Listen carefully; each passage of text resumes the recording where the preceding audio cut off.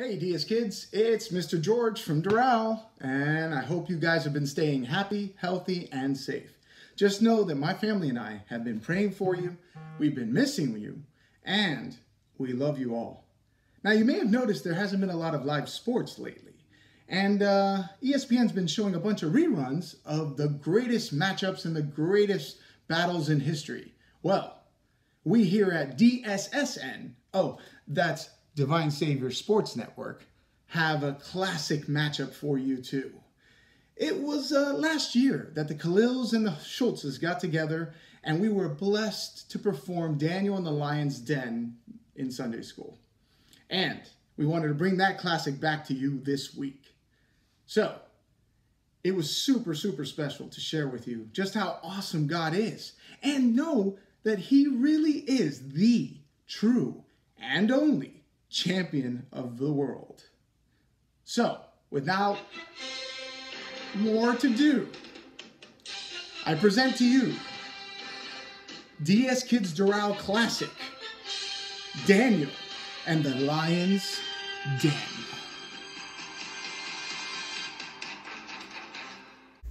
I am King Darius of Babylon. I have many servants who I trust to keep order in my kingdom. One of those servants is Daniel. Daniel is the best servant I have, the one I trust the most. In fact, when the story begins, he was the one that was the most important to the nation. And I was just about to make him even more important. He was an awesome guy. So, it may seem weird that I was the one who threw Daniel into the lion's den. You see, many of my people became jealous of Daniel because he did such a great job and because he was my favorite. They tried to find fault with his work, but they could find none. So they found fault with his faith.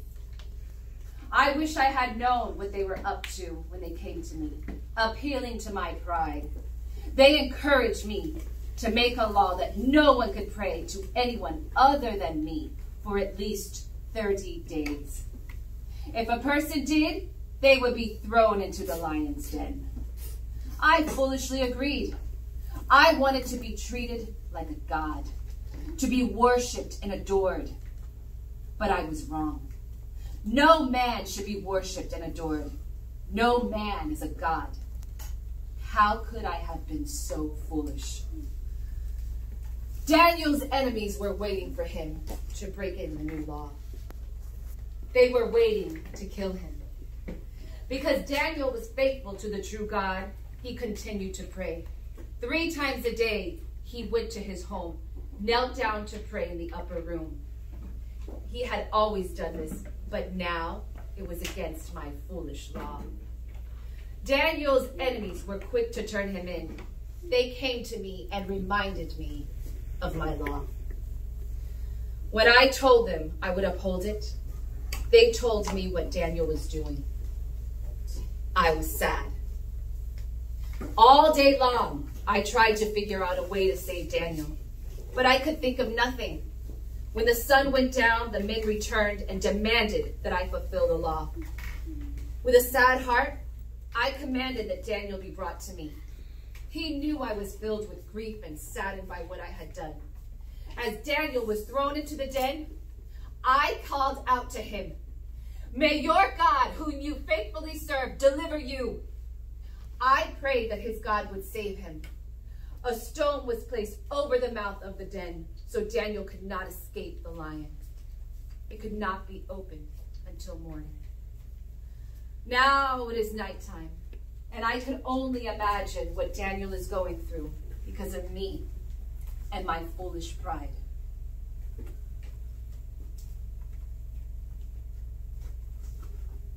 So, the king is imagining what Daniel's going through. Do we want to know what Daniel's going through inside the den? Yeah. And now, it's time. Let's get ready to rumble. the challenger, weighing in at 95 pounds, with a record of 0 wins, 0 losses, 0 draws, 0 knockouts. Basically, folks, this is his first fight. And probably his last. From Jerusalem, it's Daniel!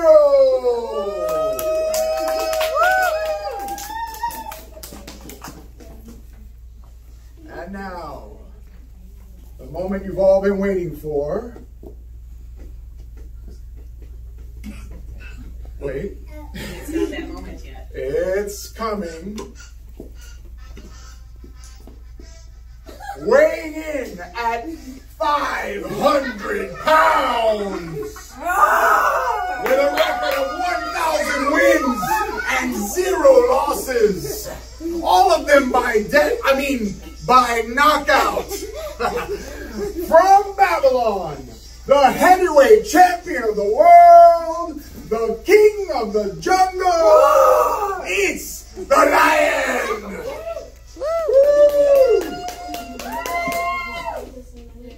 All right, you two.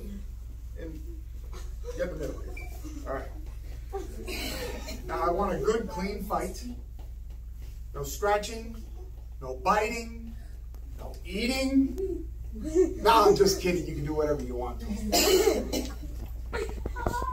Now, touch gloves or paws or hands or whatever you have and go back to your quarters.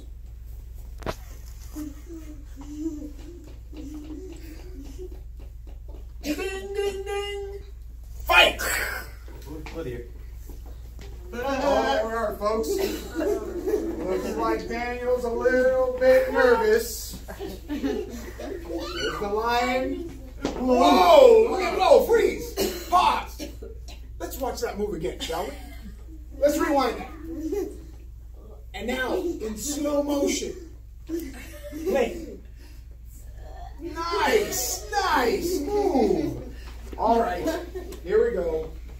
Here we go, folks. It looks like the lion is done fooling around and is ready to pounce. I don't believe it, folks. Daniel's gonna pray? Yeah, that's what he's doing. I did not see that coming, folks. And it looks like neither did the lion. What's this?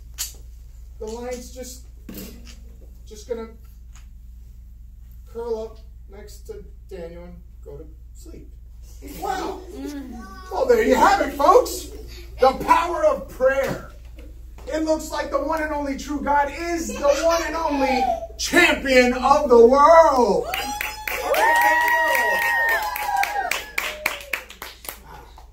It is morning. Pull away the stone. Oh, Daniel, servant of the living God, has your God saved you? Yes, the angel has closed the mouths of the lions, and my God has delivered me.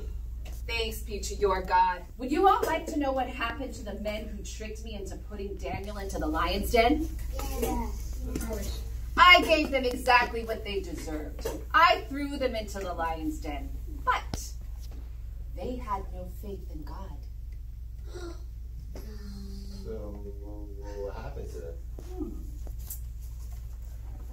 They didn't fare so well. I know now. It is your God, Daniel, that all people should worship. I will write a different law. Instead of praying to me, my people and I will pray to the living God.